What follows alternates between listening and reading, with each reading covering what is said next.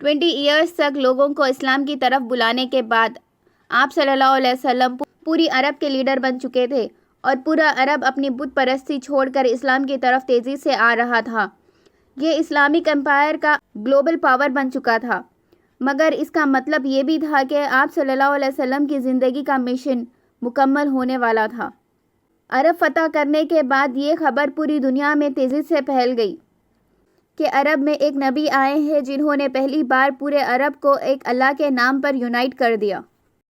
اس کے بعد دنیا بھر میں آپ صلی اللہ علیہ وسلم کے بارے میں باتیں ہونے لگی اور لوگ دور دور سے آپ صلی اللہ علیہ وسلم سے ملنے اور آپ کو سمجھنے آنے لگے۔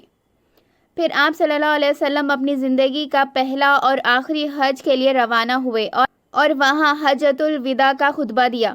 صرف 10 سال پہلے جہاں کچھ لوگ تھے، اب آپ صلی اللہ علیہ وسلم کے سامنے 1 لاکھ سے زیادہ لوگ تھے، جن میں وائٹ، براؤن، بلیک سب شامل تھے۔ وہاں آپ صلی اللہ علیہ وسلم نے سب سے پہلے دنیا میں ریسزم کو ختم کرنے کا حکم دیا اور کہا کہ کسی وائٹ کو، کسی بلیک کو، کسی عرب پر کوئی فرق نہیں ہے۔ آپ صلی اللہ علیہ وسلم نے عورتوں کے حقوق پر بھی بات کی۔ اس خطبے میں سب لوگوں نے گواہی دی کہ آپ صلی اللہ علیہ وسلم نے دنیا کے آخری پیغمبر ہونے کا حق ادا کر دیا۔ حج کے بعد آپ صلی اللہ علیہ وسلم مکے سے مدینہ روانہ ہوئے۔ راستے میں غادیر قوم کا مشہور خطبہ دیا، جہاں آپ صلی اللہ علیہ وسلم نے فرمایا، جس کا مولا میں ہوں اس کا مولا علی ہے۔ غزوہ تابوک کے وقت بھی آپ صلی اللہ علیہ وسلم نے حضرت علی کو مدینے کا لیڈر بنایا تھا اور فرمایا تھا، علی کی نسبت میرے ساتھ ہے، ویسے ہی جیسے ہارون علیہ السلام کی موسیٰ علیہ السلام کے ساتھ، لیکن میرے بعد کوئی نبی نہیں آئے گا۔ مدینہ واپس آ کے آپ صلی اللہ علیہ وسلم نے ایک فوج رومن امپائر کے خلاف تیار کی، جس میں اسامہ بن زید کو لیڈر بنایا تھا تاکہ غزوہ موتا میں شہید ہونے والے لوگوں کا بدلہ لیا جا سکے۔ لیکن اچانک آپ صلی اللہ علیہ وسلم بیمار ہونے لگے اور یہ بیماری بڑھتی گئی، اس وجہ سے فوج رک گئی۔ بیماری کے باوجود آپ صلی اللہ علیہ وسلم مسجد نبوی میں امام بن کر نماز پڑھاتے رہے۔ آخری دنوں میں آپ صلی اللہ علیہ وسلم نے حضرت ابو بکر رضی اللہ تعالیٰ عنہ کو اپنی جگہ امام بننے کا حکم دیا۔ اپنی آخری زندگی کے دن آپ صلی اللہ علیہ وسلم نے حضرت عائشہ رضی اللہ تعالیٰ عنہ کے حجرے میں گزارے۔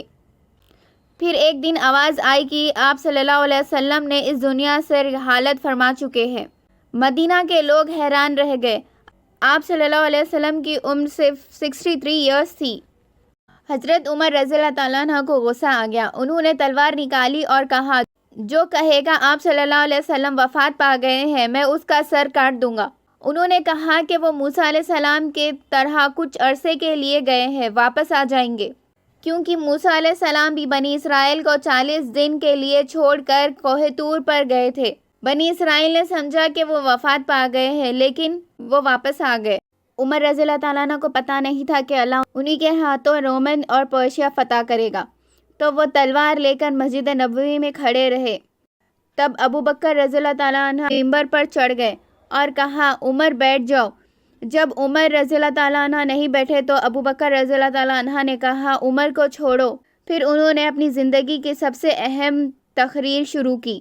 انہوں نے کہا، اے مسلمانوں، جو محمد کی عبادت کرتا تھا وہ جان لے کہ محمد وفات پا گئے ہیں، اور جو اللہ کی عبادت کرتا تھا وہ جان لے کہ اللہ زندہ ہے اور کبھی موت نہیں آئے گی۔ پھر انہوں نے قرآن کی آیت پڑھی جو احد کی جنگ کے بعد نازل ہوئی تھی، محمد صرف ایک رسول ہے، ان سے پہلے بھی رسول گزرے ہیں، اگر محمد وفات پا گئے یا شہید ہو جائیں تو کیا تم اسلام سے پیچھے ہٹ جاؤ گے؟ جب ابو بکر رضی اللہ تعالیٰ عنہ نے یہ آیت پڑھی، عمر رضی اللہ تعالیٰ عنہ زمین پر گر گئے۔ صحابہ نے کہا، یہ لگ رہا تھا جیسے ہم نے پہلی دفعہ یہ آیت سنی ہو۔ پھر سب کو دھیرے دھیرے سمجھ آ گیا کہ رسول اللہ صلی اللہ علیہ وسلم واقعی اس دنیا سے چلے گئے۔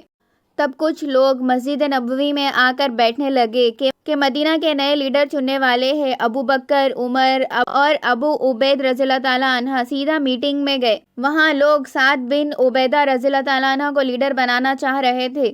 وہ مدینہ کے بڑے قبیلے کے سردار تھے۔ ابو بکر اور عمر نے سمجھایا کہ یہ صرف مدینہ کی چھوٹی حکومت نہیں بلکہ پورے عرب کی حکومت ہے، اور عرب صرف قریش کو لیڈر مانتے ہیں۔ قریش مکے کے لوگ ہیں جہاں کعبہ ہے، اور آپ صلی اللہ علیہ وسلم بھی قریش سے ہے۔ اس لیے قریشی عرب کو یونائٹ کر سکتے ہیں۔ سب نے اس بات سے اتفاق کیا۔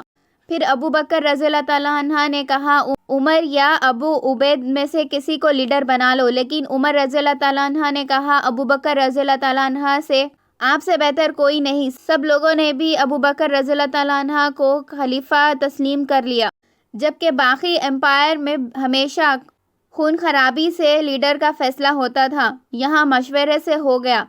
ابو بکر رضی اللہ تعالیٰ عنہ 59 ایئرز کی عمر میں خلیفہ بنے، لیکن اس میٹنگ میں حضرت علی رضی اللہ تعالیٰ عنہ نہیں تھے، کیونکہ وہ آپ صلی اللہ علیہ وسلم کی تکفین میں مصروف تھے۔